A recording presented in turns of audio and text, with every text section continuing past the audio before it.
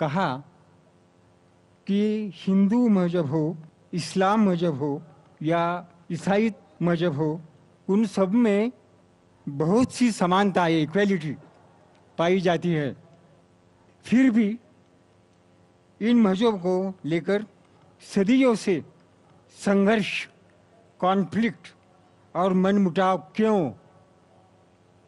اس سندرب میں میرا معنی ہے کہ یدی مذہب ہی آپ کو چاہیے تو انسانیت اینڈ نتھنگ بٹ انسانیت، دیٹ از مانو دھرم. یہ ایک نیا زمانے کی نئی تقاضا ہے. اس پر آپ کی کیا رائے ہے؟ ہمارے ہندو بھائی نے بہت اچھا سوال پوچھا ہے کہ عیسائیت میں، اسلام میں، ہندو دھرم میں کافی یکسانیت ہے، پھر بھی سنگھرش ہے، ہمیشہ لڑنا جھگڑنا. ہم صرف ماننا چاہیے انسانیت، ہم ماننا چاہیے ہیومینٹی.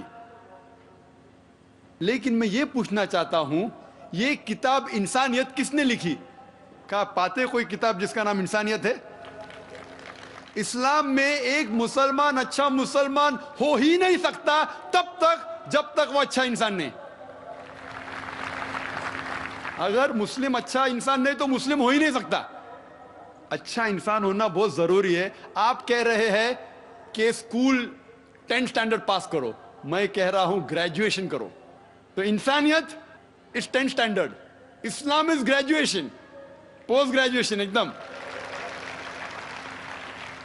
اس کتاب قرآن میں آپ ایک بھی آیت نہیں دکھا سکتے جو انسانیت کے خلاف ہے. میں جانتا ہوں کئی دشمن اسلام، کرٹکس آف اسلام نے کتابیں لکھی اسلام کے خلاف، کیونکہ انہیں اسلام کا علم نہیں ہے. قرآن مجید کی ایک بھی آیت آپ مجھے دکھا نہیں سکتے جو انسانیت کے خلاف ہے. وہ انسانیت کے بارے میں ہی کہہ رہا ہے. آپ اگر جائیں گے کوئی جنگل میں اور آپ پھل کھانا چاہتے، آپ کو پتہ نہیں کون سا پھل زہریلا ہے کیا نہیں، تو آپ پوچھیں گے نا کس سے تو پوچھیں گے بھائی کون سا زہریلا ہے کیا نہیں. آپ خود اگر کوشش کریں گے تو بہت جلدی آپ غلط پھل کھا کے مر جائیں گے. آپ جب بیمار ہوتے جاتے ڈاکٹر کے پاس.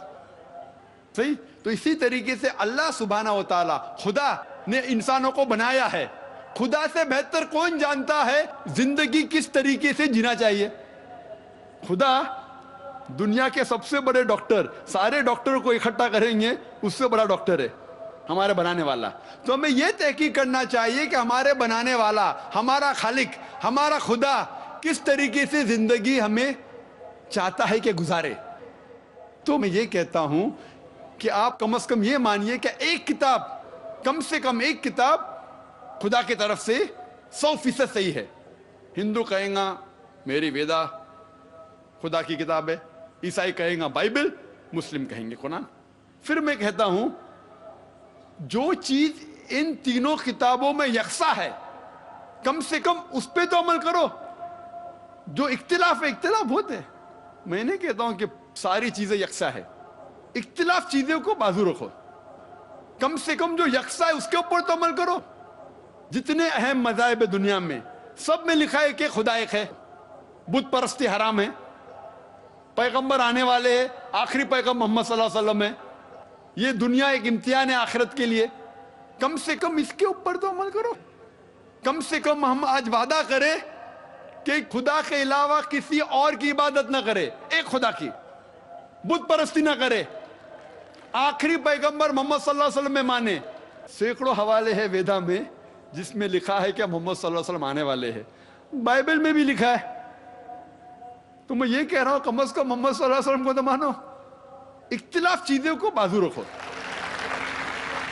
اس طریقے سے کم جو ہمارا بنانے والا، ہمارا خدا ہم سے چاہتا ہے، یہی صحیح انسانیت ہے.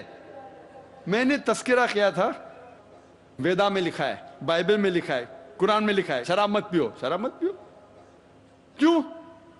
ابھی ڈاکٹر کیا کہتا ہے؟ چھوڑو، ہمارا بنانے والا جانتا ہے شراب پی جائیں گے تو آپ بھیگ جائیں گے، غلط کام کریں گے، آپ کو اتنے بیماریاں ہوئیں گے، cirrhosis of liver, cancer of the oesophagus, cancer of the liver, damage of the brain, سینکڑوں بیماری ہوتے.